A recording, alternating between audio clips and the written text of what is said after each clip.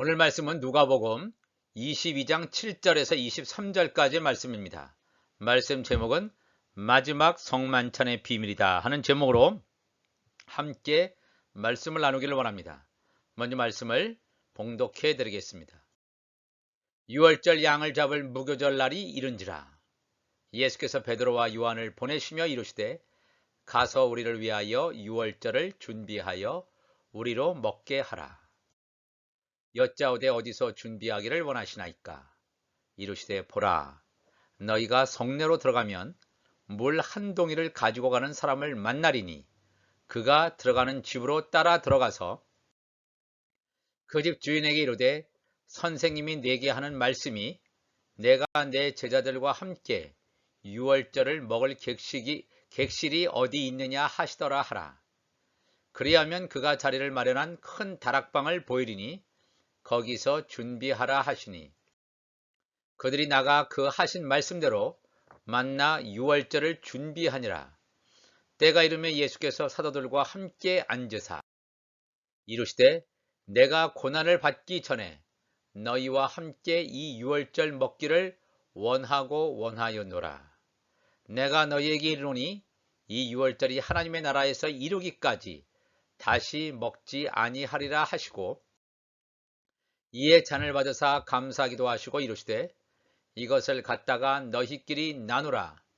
내가 너희에게 이르노니 내가 이제부터 하나님의 나라가 임할 때까지 포도나무에서 난 것을 다시 마시지 아니하리라 하시고 또 떡을 가져 감사하기도 하시고 떼어 그들에게 주시며 이르시되 이것은 너희를 위하여 주는 내 몸이라. 너희가 이를 행하여 나를 기념하라 하시고 저녁 먹은 후에 잔도 그와 같이 하여 이르시되 이 잔은 내 피로 세우는 새 언약이니 곧 너희를 위하여 붓는 것이라. 그러나 보라, 나를 파는 자의 손이 나와 함께 상 위에 있도다. 인자는 이미 작정된 대로 가거니와 그를 파는 그 사람에게는 화가 있으리로다 하시니 그들이 서로 묻되 우리 중에서 이 일을 행할 자가 누구일까 하더라. 아멘. 오늘은 기독교의 절기로 종려주일입니다. 예수님께서 예루살렘의 골고다에서 십자가의 죽음을 맞이하기 위해서 예루살렘에 입성하는 날이기도 합니다. 또한 오늘은 이스라엘 종교력으로 유월절입니다. 사실 유월절은 어제 저녁 6시부터 시작됐습니다. 그래서 오늘 저녁 6시까지 예수님께서는 유월절에 십자가에 돌아가신 것으로 되어 있습니다. 예수님의 십자가 사건을 떠올리면 어떤 사람은 공포, 두려움, 슬픔, 극심한 고통 등등의 단어를 연상하게 되지만 물론 이것은 예수님께서 겟세마네 동산에서 하나님 아버지께 드린 3번의 기도에 나타나 있듯이 나의 잔을 옮겨달라는 기도 속에 이 말의 의미가 있습니다. 그러나 우리가 이 의미를 잘못 해석해서는 안 됩니다. 예수님께서 십자가의 죽음을 회피하신 것처럼 보여지지만 사실은 정반대임을 알아야 합니다. 예수님께서 마리아라는 여자의 몸을 빌어 성령의 잉태로 하나님의 보좌에서 하나님이신 예수님께서 우리와 같은 육신을 입으시고 이 땅에 오셨습니다. 그렇다면 예수님께서는 다시 하나님 보좌로 돌아가시는 것을 기다려 왔다는 것입니다. 오늘 본문 말씀 누가복음 22장 22절에도 인자는 이미 작정된 대로 가거니와 그를 파는 그 사람에게는 화가 있으려다 하시니 이미 작정돼 있어요. 갑자기 결정된 것이 아니라 예수님께서 이 땅에 오시기 전부터 예수님은 십자가 지시는 것이 작정됐고 하나님 나라로 가시는 것도 작정되었습니다. 그렇기 때문에 예수님께서 요한복음 17장에 보면 기도를 하십니다.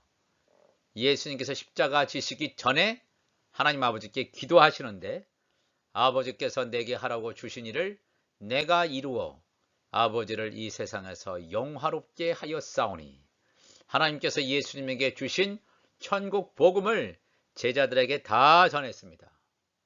하나님 나라의 양식을 사람들에게 전했습니다. 17장 5절에 아버지여 창세전에 내가 아버지와 함께 가졌던 영화로서 하나님 보좌 우편에 계셨던 하나님으로 계셨던 성자 예수 그리스도를 말씀하고 있습니다. 아버지와 함께 창세전에 가졌던 영화로서 지금도 아버지와 함께 나를 영화롭게 하옵소서. 내가 십자가를 지고 하나님 보좌 우편에 갈 수 있도록 인도해 달라는 그러한 기도를 예수님께서 하나님 아버지께 드리고 있다는 것입니다. 죽음을 회피하는 게 아닙니다. 십자가가 두려워서 떠는 예수님의 모습이 절대로 아니라는 것입니다. 예수님께서 하나님의 보좌로 가시는 유일한 방법은 육이 죽어서 신령한 몸으로 부활되시지 않고서는 갈 수 없다는 것을 예수님 자신이 잘 알고 계셨고 그 방법대로 지금 가는 것입니다.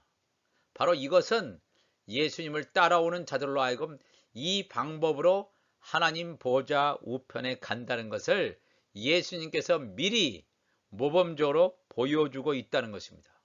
왜냐하면 고린도전서 15장 50절에 형제들아 내가 이것을 말하노니 혈과 육은 하나님의 나라를 이어받을 수 없고 또한 썩는 것은 우리의 육신의 몸으로는 썩지 아니하는 것을 유업으로 받지 못하느니라.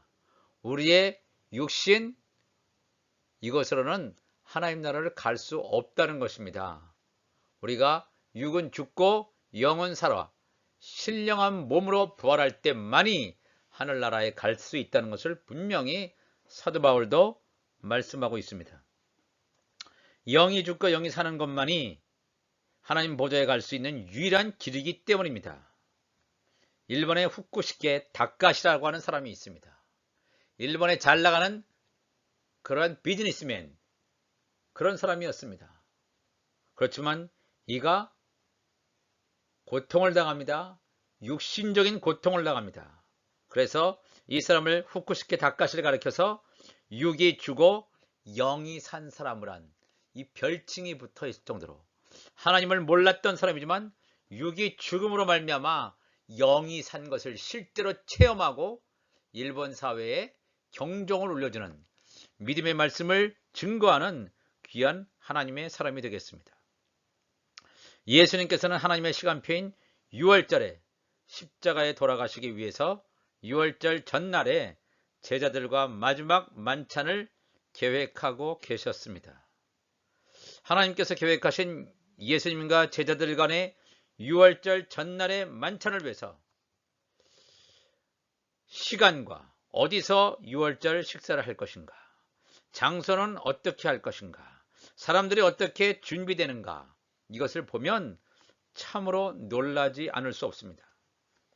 예수님께서는 하나님께서 계획하신 시간이 다가오자 베드로와 요한을 보내어 6월절 마지막 만찬을 보내실 그런 장소를 정하게 하십니다. 이미 다 알고 짜고 있는 것처럼 너희가 성내로 들어가게 되면 물 한 동이를 머리에 이고 가는 사람이 너희를 만나게 될 것이다 그랬어요. 그 사람도 이러니 이럴지를 알지 못했을지도 모릅니다. 그러나 베드로 요한을 보자 그를 만나게 된다. 주어가 물 한 동이를 머리에 이고 가는 사람이 너희를 만나게 될 것이다. 너희는 그 사람 뒤를 따라 어느 집으로 들어가게 되는데 그 주인에게, 집주인에게 이렇게 말하라는 거예요. 나의 선생님이 나의 제자들과 함께 6월절 만찬을 보낼 장소를 물으신다. 이렇게 어느 집의 주인에게 말하라는 거예요. 예수님께서 그 집 주인과 미리 알고 컴퓨터나 스마트폰으로 예약을 한 것처럼 말입니다. 그러나 전혀 일면식도 없고 아무런 관계도 없는 사람에게 이런 말을 하는 것이 가능한 일입니까? 전혀 맞지 않지요. 성경 속에서 우리는 하나님의 일하심을 읽을 수 있어야 합니다. 우리의 합리적인 사고가 성령의 일하심을 깨닫지 못하게 방해할 때가 얼마나 많은지 모릅니다. 이성적인 것으로만 자꾸 머리를 사용한다면 하나님의 역사하심을 알 수 없습니다. 우리의 이성을 넘어서 일하시는 하나님의 손길을 우리가 봐야 합니다. 전혀 이치에 맞지 않는 명령을 예수님께서 내셔도 묵묵히 그 명령에 순종하는 제자들의 모습도 너무나 아름답습니다. 이해가 안 되겠죠, 물론. 이해가 안 되지만 예수님께서 명령하셨기 때문에 그대로 순종하는 베드로와 요한의 모습을 봅니다. 그렇다면 왜 예수님께서는 바로 내일이면 십자가의 죽음으로 세상을 떠나셔야 되는데 한가하게 제자들과 유월절 만찬을 하시려고 하였을까요? 원래 이 유월절이란 이스라엘 백성이 애굽의 노예 상태에서 해방되는 날을 기념하는 날입니다. 이스라엘 종교력으로 니산 첫 번째 달 14일 저녁부터 15일 저녁까지 유월절입니다. 그래서 이때는 출애굽기 12장 5절 이하에서 말씀하는 것처럼 너희 어린 양은 흠없고 1년 된 수컷으로 하되 양이나 염소 중에서 취하고 그 어린 양을 잡은 다음에 그 피를 양을 먹을 집 좌우 문설주와 인방에 바르고 그 밤에 고기를 불에 구워 무교병과 쓴 나물과 아울러 먹되 그랬습니다. 예수님께서 제자들과 나누신 유월절 식탁에는 구워진 어린 양도 물론 이 떡은 있죠. 무교병, 쓴 나물도 준비되지 않고 떡과 포도주만 준비되어 있습니다. 이 떡이라는 건 물론 무교병입니다. 누룩 없는 떡이겠죠. 예수님께서 제자들과 나누신 떡과 포도주는 어떤 의미를 담고 있길래 예수님께서 이것만을 준비하도록 하셨을까요? 유월절 식사라면 구워진 어린 양 이것이 필요할 텐데 구워진 어린 양 대신에 사실 이 어린 양은 예수님을 예표하고 있습니다. 예수님이 성만찬에 직접 참여하고 있습니다. 구워진 어린 양, 죽임을 당한 어린 양, 문설주와 인방에 피 발려진 이 어린 양이 십자가에서 철철 피가 흘리게 되실 예수 그리스도를 그대로 예표하고 있다는 것입니다. 이것을 잘 알고 있는 사도 바울은 고린도전서 5장 7절에 너희는 누룩 없는 자인데 새 덩어리가 되기 위하여 묵은 누룩을 내버리라. 우리의 유월절 양 곧 그리스도께서 희생되셨느니라. 바울 사도는 예수님을 만난 다음에 유월절에 희생된 그 어린 양이 바로 예수 그리스도를 예표하고 있다는 것을 정확하게 알고 성경에 기록하고 있습니다. 우리도 유월절 양 그리스도께서 가신 그 길을 가길 원하십니까? 그러면 우리도 어린 양 예수께서 무교병이신 것처럼 그 몸이 누룩 없는 떡인 것처럼 세상 지식이나 죄가 없는 무교병인 것처럼 우리도 누룩 없는 떡 무교병이 되어야 될 줄로 믿습니다. 오늘날에도 유대인들은 유월절 절기를 맞이하여 구워진 어린 양과 무교병 쓴 나물을 먹는 종교의식은 반복합니다. 그렇지만 어린 양이 예수님을 상징한다는 것은 전혀 알지 못한 채 종교의식만 행하고 있을 뿐입니다. 예수님께서 제자들과 하신 떡과 포도주는 떡은 예수님 자신의 몸임을 분명히 말씀하고 있습니다. 누가복음 22장 19절에 또 떡을 가져 감사하기도 하시고 떼어 그들에게 주시며 이르시되 이것은 너희를 위하여 주는 내 몸이라. 너희가 이를 행하여 나를 기념하라 하시고 그랬습니다. 저녁 먹은 후에 잔도 그와 같이 하여 이르시되 이 잔은 내 피로 세우는 새 언약이니 곧 너희를 위하여 붓는 것이라 그랬습니다. 이게 지금 예수님께서 이 떡과 포도주를 나누는 대상이 예수님의 제자들입니다. 앞으로 예수 그리스도의 지체가 될 예수 그리스도의 신부가 될 자와 이렇게 성만찬을 나누고 있다는 것을 우리가 기억해야 됩니다. 예수님의 몸을 떼어서 제자들에게 주신다는 것은 예수님과 제자들이 한 몸이라고 하는 것을 가르쳐주고 있습니다. 제자들이 예수님의 지체라고 하는 것을 드러내는 표시이기도 합니다.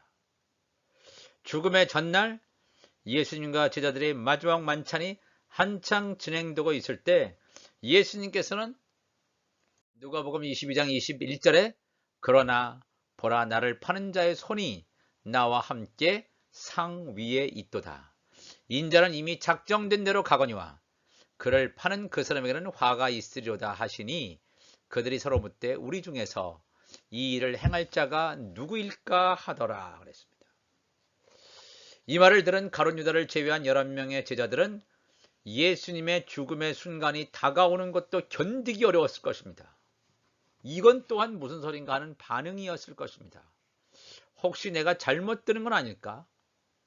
우리 중에 예수님을 팔 자라니, 아니 배신자가 우리 중에 있다는 말인가? 예수님이 12 제자들 가운데 우리의 귀를 의심할 정도로 큰 충격을 받았을 것입니다. 예수님 나는 아니죠? 이렇게 제자들 한 사람 한 사람씩 자기 자신은 아니죠 하라고 예수님께 물어볼 수밖에 없는 기막힌 상황이 지금 연출되고 있습니다. 요한복음 6장 64절 보니까 예수님께서 예수님의 제자들 가운데 12 제자들 이외의 제자들도 많이 있었습니다. 너희 중에 믿지 아니하는 자들이 있느니라 하시니 이는 예수께서 믿지 아니하는 자들이 누구며 자기를 팔 자가 누구인지 처음부터 아심이라 그랬습니다. 처음부터 가룟 유다의 정체를 아셨던 예수님께서 왜 이제서야 가룟 유다의 정체를 지금 아시는 것처럼 드러내시려고 하실까? 참으로 의아하기도 합니다. 어떻게 이 가룟 유다와 같은 자가 예수님의 12사도의 무리 가운데 들어가 있을까? 이너서클이라고 하는 가장 핵심 멤버 가운데 어떻게 이 가룟 유다가 들어갔을까? 예수님은 처음부터 가룟 유다가 이런 사람인 줄 아셨다고 분명히 나오는데 참 놀랍죠? 요한복음 13장 26절에 예수께서 대답하시되 내가 떡 한 조각을 적셔다 주는 자가 그니라 하시고 곧 한 조각을 적셔서 떡 한 조각을 적셔서 가롯 시몬의 아들 유다에게 주시니 이 가롯 유다가 떡을 조각을 받은 후 곧 사탄이 그 속에 들어간지라. 이에 예수께서 유다에게 이르시되 내가 하는 일을 속히 하라 하시니 그러면서 30절에 유다가 그 조각을 먹고 예수님께서 주신 생명의 떡을 먹었어요.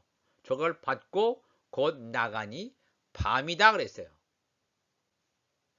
가롯 유다가 예수님을 파는 배신 행위를 하는 것은 성경에 이미 예언되어 있습니다. 갑작스럽게 되어진 것이 절대 아닙니다. 요한복음 13장 18절에도 내가 너희 모두를 가리켜 말하는 것이 아니니라. 나는 내가 택한 자들이 누구인 줄 알미라. 예수님께서 제자들의 발을 씻기신 후에 하시는 말씀이죠. 그러나 내 떡을 먹는 자가 내게 발꿈치를 들었다 한 성경을 응하게 하려는 것이다 그랬어요. 내 떡을 먹는 자 12명 가운데 한 명 가룟 유다가 내게 발꿈치를 들었다. 나를 배신한다는 것을 이 성경이 기록해 되어 있는데 그 성경대로 되기 위해서 이렇게 된다 그랬어요. 그 성경은 시편 41편 9절의 말씀이 되겠습니다. 내가 신뢰하여 내 떡을 나눠 먹던 나의 가까운 친구도 나를 대적하여 그의 발꿈치를 들었나이다.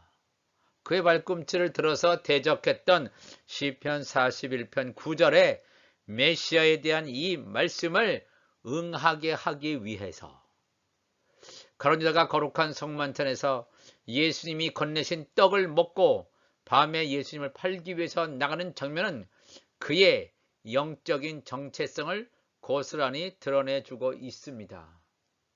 그런 예수님의 제자들 가운데 돈꾀를 맡은 자입니다. 그가 얼마나 이 돈을 가지고 장난쳤는지 우리 알 수 없지만 그는 돈꾀를 맡은 자라면 굉장히 신뢰할 만한 제자였던 것처럼 보이지만 사실은 그는 물질에 굉장히 탐욕적이었던 사람임을 우리가 알 수 있습니다. 다른 11명의 제자들은 예수님께서 나눠주신 생명의 떡을 먹고 세워져 갑니다. 말씀으로 지어져 갑니다. 그러나 이 가룟 유다는 예수님이 건네주신 이 떡을 먹고 완전히 영적인 죽음으로 가버립니다. 그래서 고린도전서 11장 27절에 사도 바울이 성만찬에 대한 말씀을 한 다음에 11장 27절에 그러므로 누구든지 주의 떡이나 잔을 합당하지 않게 먹고 마시는 자는 주의 몸과 피에 대하여 죄를 짓는 것이라. 사람이 자기를 살피고 그 후에야 이 떡을 먹고 이 잔을 마실지니 주의 몸을 분별하지 못하고 먹고 마시는 자는 자기의 죄를 먹고 마시는 것이니라 그랬습니다. 성만찬 말씀 다음에 바로 이어서 주의 떡이나 잔은 성만찬을 함부로 먹고 마시지 말 것을 얘기합니다. 왜? 가룟 유다와 같이 주의 떡이나 잔을 함부로 먹고 마시다가 그는 죽음의 길을 가게 되는 것을 보게 됩니다. 준비된 자 예수님의 11제자들이 먹었을 때는 이것이 생명의 떡으로 하나님의 말씀이 그 가운데 들어옴으로 말미암아 그들이 영적으로 살아나는 길을 걷는다면 가룟 유다와 같이 배신자, 예수님의 뜻을 전혀 맞지 않는 자가 이 성만찬의 종교 의식만 했을 때 주의 몸을 분별하지 못하고 먹고 마신 자는 자기의 죄를 먹고 마시는 이런 엄청난 불법을 행하고 영적으로 죽음의 길을 간다는 사실을 우리가 기억할 필요가 있습니다. 결과적으로 예수님께서 제자들과 마지막 성만찬을 하신 것은 결국은 하나님의 말씀의 성취를 증거하는 장면이기도 합니다. 인간이 타락했을 때 하나님께서 아담에게 말씀하죠. 아담과 하와에게 내가 너로 여자와 원수가 되게 하고 내 후손도 여자의 후손과 원수가 되게 하리니 여자의 후손은 내 머리를 상하게 할 것이요 너는 그의 발꿈치를 상하게 할 것이니라 그랬어요. 여자의 후손과 뱀의 후손이 계승될 것임을 분명하게 성경은 말씀하고 있습니다. 여자의 후손 야곱의 아브라함, 이삭, 야곱을 통해서 제사장 나라의 그런 백성으로 나오는 여자의 후손 가운데는 하나님의 아들과 선한 열매인 종들이 있겠지만 뱀의 후손, 선악과 열매 가운데 이 악의 후손이 나올 것임을 분명히 성경은 예고하고 있습니다. 여자의 후손과 뱀의 후손이 원수 관계가 될 것임을 성경은 분명하게 아담, 하와, 사탄이 보는 앞에서 분명하게 말씀하시고 있습니다. 그래서 잠언서 30장 이전에 나는 다른 사람에게 비하면 짐승이라. 내게는 사람의 총명이 있지 아니하니라. 나는 지혜를 배우지 못하였고 또 거룩한 자를 아는 지식이 없거니와 그랬어요. 지혜, 하늘의 지혜를 배우지 못한 자, 거룩하신 자, 하나님을 알 수 없는 자. 이 자는 뭡니까? 짐승이라 해서 짐승. 사람의 총명이 있지 아니하다. 가룟 유다는 예수님의 말씀을 많이 들었습니다. 얼마나 오랫동안 예수님을 따라다녔는지는 알 수 없지만 가룟 유다도 다른 제자들과 같이 예수님의 하나님 나라의 비유의 말씀도 듣고 수없는 말씀을 들었지만 말씀을 배우지도 못하였고 거룩하신 자를 아는 지식이 없었던 것입니다. 왜? 이 가룟 유다는 여자의 후손이 아니라 뱀의 후손인 것으로 분명하게 영적 정체성은 드러내주고 있기 때문입니다. 예수님과 제자들 간의 유월절 절기의 최후의 만찬이라고 하는 것은 예수님의 제자들, 장차 하나님의 자녀들과 속으로는 이 짐승의 씨를 가졌지만 예수님의 제자 행세를 했던 가룟 유다의 정체가 분명하게 드러난 사건이었습니다. 11명의 제자들은 예수님이 건넨 떡을 먹고 하나님의 말씀을 먹으며 예수님의 지체로 세워져 가고 있습니다. 그러나 가룟 유다는 예수님이 건넨 떡을 먹고 영이 죽는 죽음의 결말을 맞이하게 됩니다. 세상이 가져다주는 온갖 종류의 세상 지식, 묵은 곡식 등을 나타내는 신포도주를 예수님께서 다 마셔버렸습니다. 사람들은 예수님이 육신에 임하는 십자가의 고난 때문에 신포도주를 마셨다라고 생각하는데, 요한복음 19장 29절을 보면 거기에 신포도주가 가득히 담긴 그릇이 있는지라. 사람들이 신포도주를 적신 해면을 우슬초에 매어 예수의 입에 대니 그랬어요. 예수님이 육신의 고통을 감하게 하기 위해서 신포도주를 마셨다. 그것이 아니라 예수님께서 신포도주를 마셨다는 건 뭐냐면, 이 신포도주가 의미하는 것은 뭐냐면 세상의 온갖 지식, 묵은 곡식, 이 모든 것들을 함축하는 말이 되겠습니다. 이 모든 잘못된, 이 죄악된 것들을 예수님께서 다 마셔버렸습니다. 이 땅이 다 파괴가 됐지요. 오염됐습니다. 타락했습니다. 요한복음 19장 32절에 군인들이 가서 예수와 함께 못 박힌 첫째 사람과 또 그 다른 사람의 다리를 꺾고, 34절에 그 중 한 군인이 창으로 예수 그리스도의 옆구리를 찌르니 곧 피와 물이 나오더라. 예수님이 계시기 전에 이 땅에 온갖 신포도주, 진노의 포도주를 서로 간에 나누면서 세상이 완전히 피폐해지고 타락한 세상 가운데서 예수 그리스도의 옆구리에서 흘러나오는 곧 피와 물이 땅을 적심으로 말미암아 죽음의 땅에서 생명의 땅으로, 죽어있는 것에서 생명을 회복시키는 예수님의 유월절 십자가 사건의 의미를 우리가 살펴볼 수 있습니다. 유월절은 예수 그리스도의 십자가 사건을 분명히 가리키고 있지만 십자가로 끝난 것이 결코 아닙니다. 예수님의 십자가의 죽음이라고 하는 것은 육이 죽어 영이 살아서 신령한 부활의 몸을 입는 첫 출발점을 시작한다는 것입니다. 앞으로 있을 부활 생명으로 하나님 나라에 들어갈 수 있는 산 길을 마련했다는 점에 있어서 놀라운 구원 사건의 시작점이라고 할 수 있을 것입니다. 그래서 예수 그리스도의 십자가, 예수 그리스도께서 달린 십자가는 죽은 나무에 불과합니다. 그러나 예수 그리스도는 죽은 십자가처럼 죽은 것이 아니라 완전히 살아서 부활하시는 산 예수 그리스도로, 이 죽은 나무에서 예수 그리스도를 가리켜서 우리가 생명나무라고 하지 않습니까? 생명나무로 부활하시는 예수 그리스도를 보게 되는 것입니다. 육이 죽고 영이 삶으로 하나님의 아들과 종의 부활 생명들이 하나님 나라에 입성하는 것을 가능케 한 사건입니다. 예수님의 유월절 바로 직전의 제자들과의 마지막 성만찬은 앞으로 있을 나팔절 절기 때 있을 공중 혼인잔치까지 조명해주고 있습니다. 누가복음 22장 18절에 내가 너희에게 이르노니 내가 이제부터 하나님의 나라가 임할 때까지 포도나무에서 난 것을 다시 마시지 아니하리라 그랬습니다. 이 말씀 뭡니까? 얘가 이제부터 하나님 나라가 임할 때까지 포도나무에서 난 것을 다시 마시는 때는 나팔절이 되겠습니다. 예수님의 공중재림을 암시하고 있습니다. 예수님께서 제자들과 나눴던 이 마지막 성만찬, 이 마지막 성만찬이라고 하는 것은 이 지상에서의 마지막 성만찬입니다.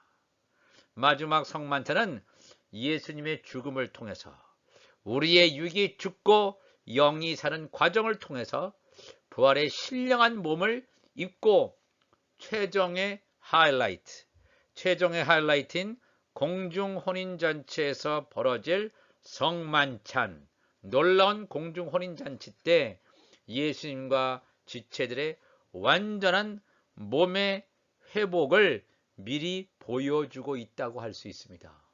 이 얼마나 엄청난 유월절 사건의 비밀입니까?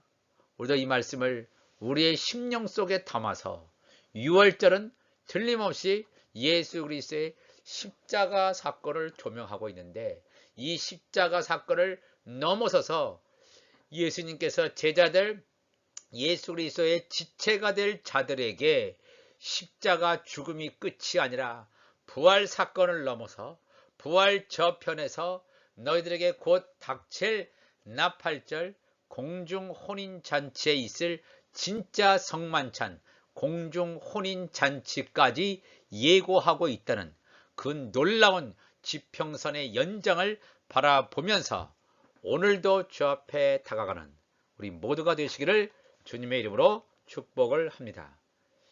하나님 아버지 감사합니다. 오늘도 우리가 하나님 앞에 나와서 함께 말씀을 나누었습니다. 예수님의 살과 피를 나누는 이 시간이었습니다. 그렇습니다. 어떤 포도주와 어떤 떡을 나누는 게 아니라 실제로 우리가 말씀을 먹었습니다. 마지막 성만찬의 비밀, 이 땅에서의 마지막 성만찬의 비밀을 통해서 앞으로 하늘나라에서 있을 놀라운 공중 혼인잔치의 신비를 깨닫고 우리 마음밭에 하나님의 말씀으로 날마다 채우는 우리 모두가 될 수 있도록 인도하여 주옵소서. 예수님께서 하나님의 나라가 임할 때 포도나무에서 난 것을 하늘나라에서 있는 포도나무에서 난 것을 다시 마시는 놀라운 공중 혼인잔치를 흠모하며 오늘도 승리하며 살아가는 우리 모두가 되게 하여 주옵소서. 우리 주님 감사하며 예수님의 이름으로 기도합나이다. 아멘.